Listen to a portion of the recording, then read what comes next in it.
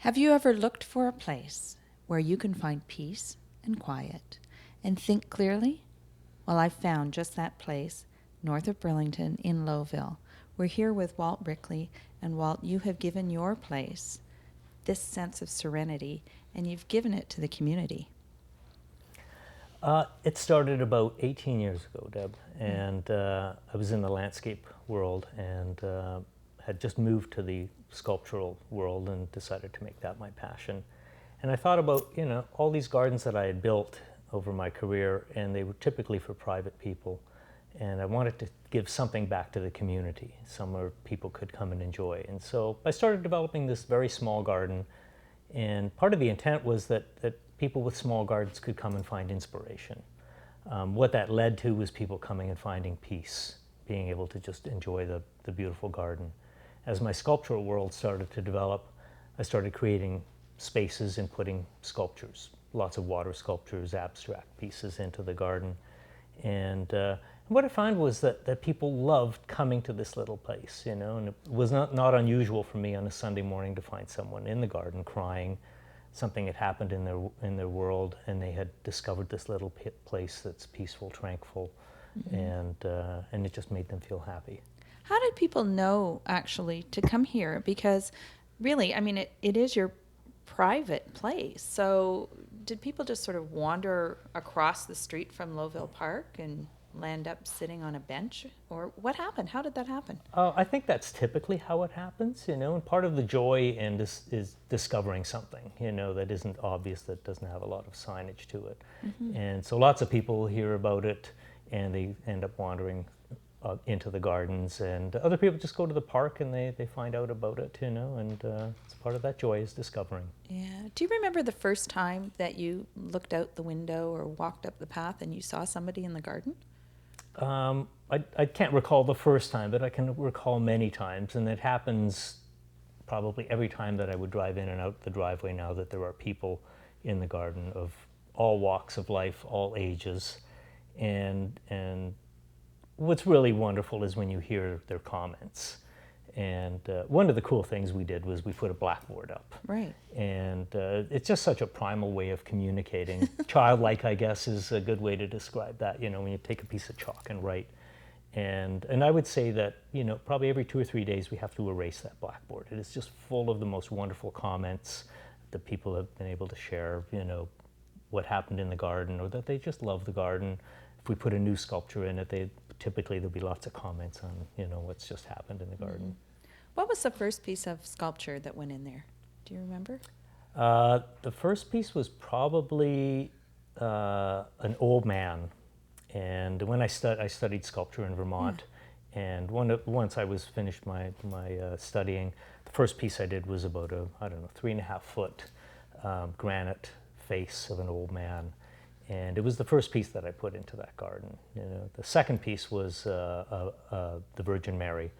And when I studied under Italian sculptors. And so the first piece that I had to create was a Mary, and it's still in the garden. How did you decide to put them in the garden? Were you just looking for a place to put them, and you said, you know what, I have this garden, I'm just going to put them out there and see what happens? That's probably part of it, but what was really meaningful to me was creating place. Right. And so sculpture, part of placing sculpture is the creation of a place for the sculpture, so that whatever that meaning of the sculpture is, that it resonates, it ripples out into the meaning of the garden. So as you're walking in, the places that they're displayed at sort of set you up for what that piece is all about. You've paired almost all of them with water, some kind of a water treatment. Yeah, there are a lot of water features in that garden, and years ago, had an architect from the States come and visit, and she sat almost in the middle of the garden on that little red stone bench, and she was sitting there, and she says, "Walt, can you hear it?" And I went, "Hear what?" And she said, "This is like a symphony." She said, "I can hear all the instruments, but they're just water sculptures." So I sat there and I closed my eyes, and I could hear and identify each water sculpture all around me. And then if I let my ears sort of drift, it just became this beautiful sound, this collaboration of water trickling, And so water is just this magical peace, you know, and when you do take stone, a natural material, and you just layer that carefully with water, it brings it to life, you know, so it's truly something special, and hence there are a lot of water sculptures in there. Throughout your property, you have all kinds of symbols that are just so, I think they touch people in so many different ways. And you pretty much don't restrict where people can go in regards to sort of the garden area and over to the other side of the parking lot as well. You've got some really interesting things going on in the other side of the little parking lot that you've got. Tell me about those.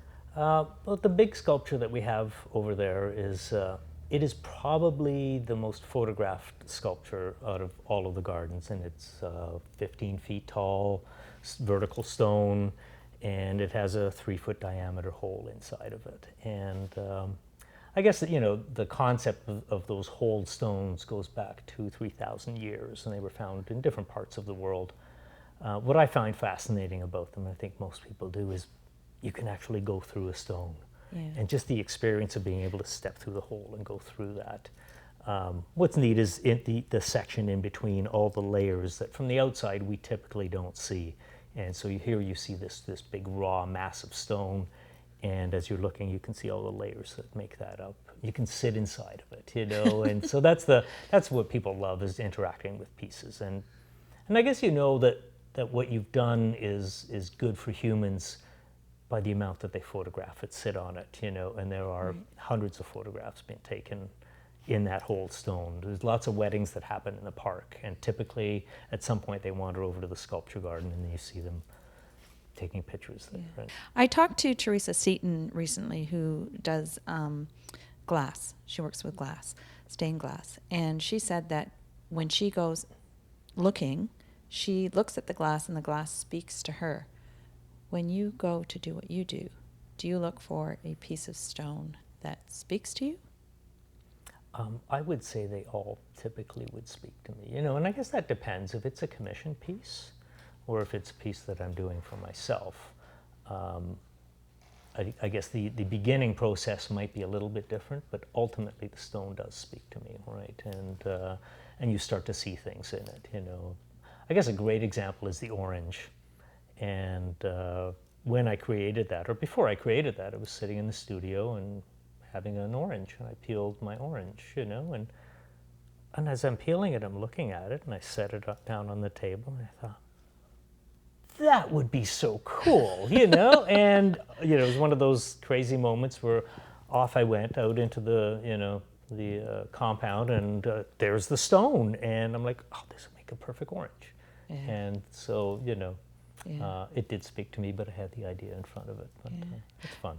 You've done some other very unusual, very unique things, like bathroom sinks. And we have to show people what a couple of the bathroom sinks look like, because they're so unique.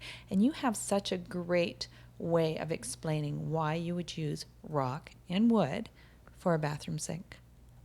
You know, that's interesting, because it kind of goes back to this couch that we're sitting on. And so when I first became a sculptor, you know, things were financially not that great in the world.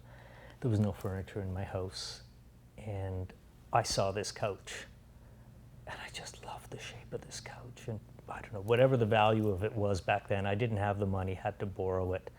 And in my mind, I went, the shape is just too beautiful, and that I would get pleasure out of that shape forever.